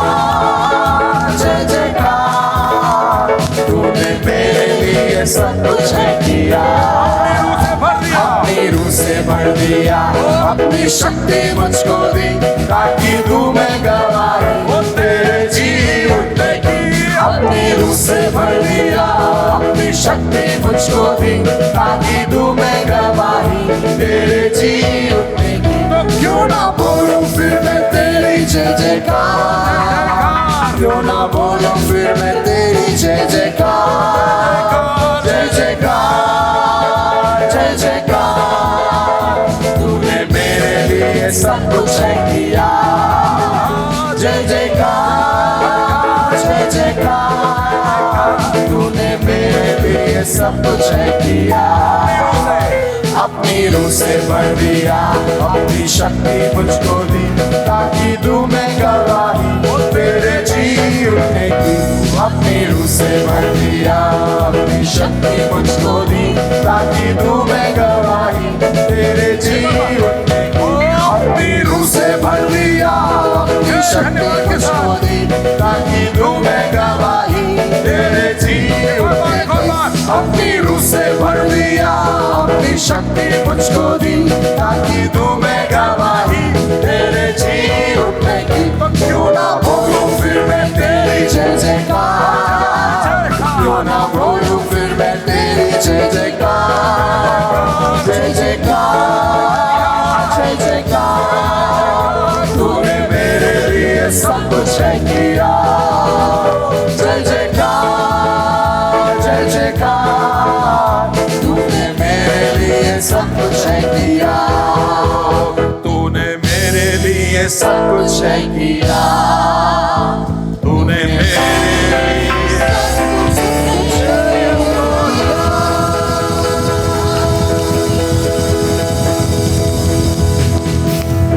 आई जीवन में खुशी, आई अब्दी जिंदगी। हालेलुया। अपनी रूह से तूने मुझे भर दिया, अपनी शक्ति मुझको दी। मेरी सूरत बिगड़ी थी, मेरा दिल था खाली, पर तूने अपने लहू से सींचा ताकि आए हरियाली। तेरा प्यार है महान, तेरा प्यार है महान, तेरा प्यार है महान, तेरा प्यार है महान। यीशु मसीह की, यीशु मसीह की, यीशु मसीह की। धन्यवाद खुदा तेरे उपस्थिति के लिए और जो कुछ भी तूने हमारे बीच में किया है। हम आने वाले दिनों में ये गवाहियों को सुनेंगे कि कैसे प्रभु ने हमारे जीवन में कार्य किया। इनके हर एक की परिस्थिति में बदलाव आएगा। आमीन, आमीन, आमीन। प्रभु जी, जहां जहां तेरे हस्तक्षेप की जरूरत है, तेरे सामर्थ्य के उतरने की जरूरत है, जंजीरों को टूटने की जरूरत है, अंधकार को हटने की जरूरत है, तेरे महान कार्य को और तेरे सामर्थ्य और पराक्रमी हाथ को बढ़ाकर बदलाव तू लेकर आना। हमारे दिलों को बदलना खुदा, हमारे सोच को बदलना। हम तुझे प्राथमिकता दे पाए। हम चारों ओर जब देखते हैं तो हम समझ सकते हैं खुदावंत के तेरे आगमन में अब बहुत देरी नहीं है, और हम ऐसे बहुत दूर दूर तक के सपने शायद देखकर भूल कर रहे हैं। हम अपने आप को तैयार करें कि जब यीशु मसीह तू खुद एक ऊंचे आवाज से और अपने प्रधान दूत की उस आहट के साथ मेघों पर आएगा, तो हम उस नरसिंगे के आवाज को चूक न जाए। यहां पर बैठा हुआ कोई भी ना चूके। प्रभु जी, वो तुझे जानता हो या नहीं जानता हो, पर आने वाले दिनों में ये सब बदलने वाला है। इनकी कहानियां तू बदलने वाला है। तू उनके जीवनों में प्रवेश कर चुका है। हालेलुया। उनको आज न्योता मिल चुका है और धार्मिकता का वस्त्र उनको तू सौंप चुका है। उस वस्त्र को पहनना सिखा, ताकि वो तेरे बेटे के उस विवाह के समारोह में पहुंच सके और तेरे साथ अनंत काल के लिए जश्न मना सके। हालेलुया। धन्यवाद, धन्यवाद, धन्यवाद, धन्यवाद, धन्यवाद, धन्यवाद, धन्यवाद, धन्यवाद। तेरा नाम ऊंचा हो। सबको तेरे हाथों में सौंपते, यहाँ पर आए हुए, नीचे आए हुए सबको तू देख रहा है खुदा, उनके उस परिस्थिति को तू देख रहा है, तू उनके साथ है, इसलिए पवित्र आत्मा उनके साथ है, इसलिए धन्यवाद। और जो नहीं आए हैं वो भी प्रभु जी अगर शायद अपने परिस्थिति को परख नहीं रहे, या शर्म की वजह से या कोई कारण से वो पीछे रुके हैं, पर उनको भी तेरे स्पर्श की जरूरत है, तो खुदा हम उनके ऊपर वे तेरे दुआओं को बोलते हैं, तेरे आशीषों को बोलते हैं। तेरी उपस्थिति यहां थी, इसलिए धन्यवाद। सब बातों के लिए धन्यवाद, यीशु मसीह के नाम से, आमीन।